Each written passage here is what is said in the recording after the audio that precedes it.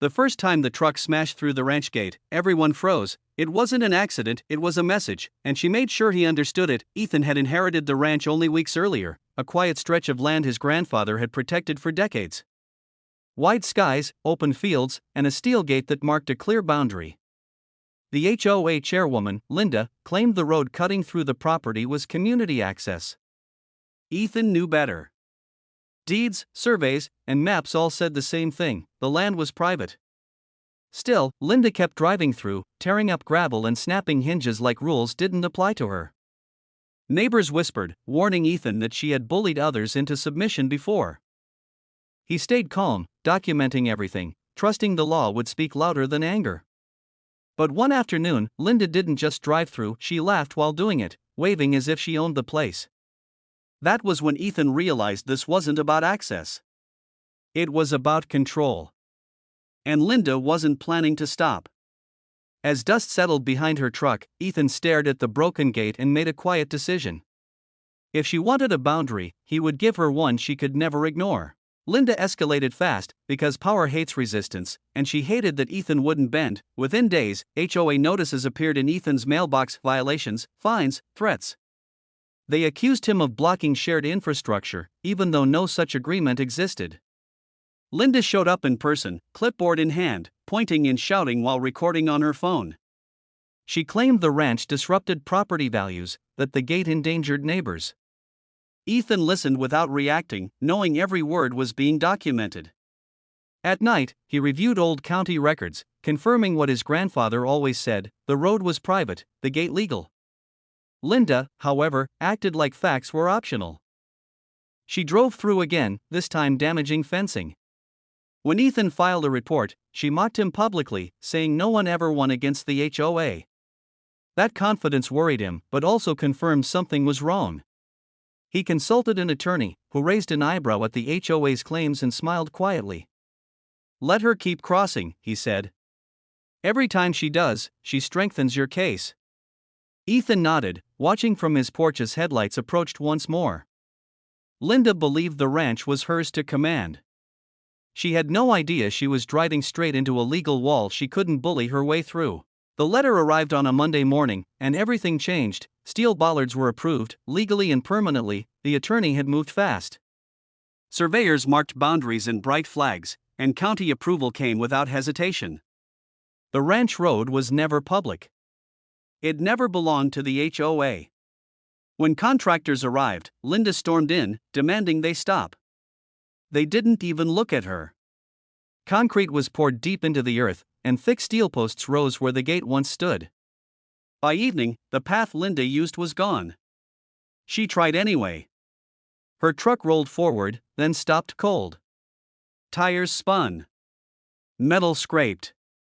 She froze, realizing she couldn't force her way through anymore. Neighbors gathered, watching silently as she screamed about lawsuits and consequences. Ethan stood back, calm, saying nothing. He didn't need to. The law was finally visible. Linda called the sheriff, claiming illegal obstruction. When the deputy arrived, he reviewed documents quietly, then turned to her. "Ma'am," he said evenly, "this is private property." Her voice cracked. The ranch hadn't fought her with anger. It fought her with steel, patience, and proof. Linda's confidence shattered the moment authority didn't back her, and desperation made her reckless. She filed emergency motions, flooded inboxes with threats, and accused Ethan of harassment. None of it stuck. Each complaint was dismissed faster than the last. The HOA board began distancing themselves, quietly resigning or refusing to answer calls. Linda stood alone, still insisting she was right. One afternoon, she tried to bypass the Bollards on foot, stepping onto the ranch while filming herself. That was the moment Ethan called it in. The sheriff arrived again, firm and calm. This time, the warning was clear. Trespassing would not be tolerated. Linda's face drained of color as she realized the game had flipped.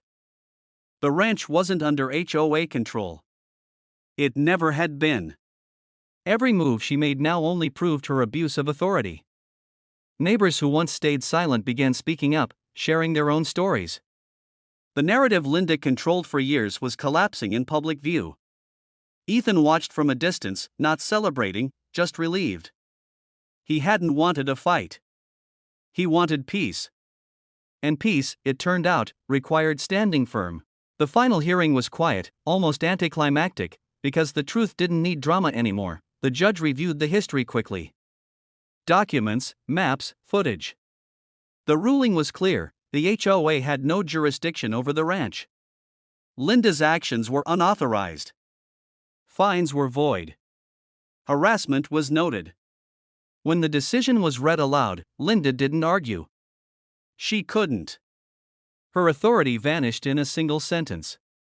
Outside the courthouse, reporters asked Ethan if he felt victorious. He shook his head. "I just wanted my land respected," he said. The story spread, and other homeowners began questioning their own HOA demands. Linda resigned weeks later, her influence gone. The ranch gate remained open only when Ethan wanted it to be. Steel bollards stood quietly, not as a threat, but as a reminder. Boundaries mattered. And when protected legally, they couldn't be bullied away. Life slowly returned to normal, but stronger than before. The ranch felt safe again. Ethan repaired the fencing, planted trees near the road, and restored the land his grandfather loved. Neighbors waved instead of whispering. Some apologized for staying silent. Ethan understood. Fear can be loud. But so can patience.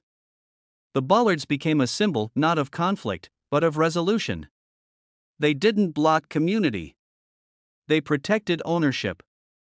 And that lesson traveled far beyond the ranch. HOA boards nearby updated policies: careful now, cautious. Authority had limits again. On quiet evenings, Ethan sat on the porch watching the sun dip behind open fields, knowing he had honored the legacy left to him. He hadn't ended the HOA with force. He ended it with clarity. And that made all the difference. The ranch gate still stands, untouched and respected, and Linda never drove through it again. Ethan didn't celebrate her fall.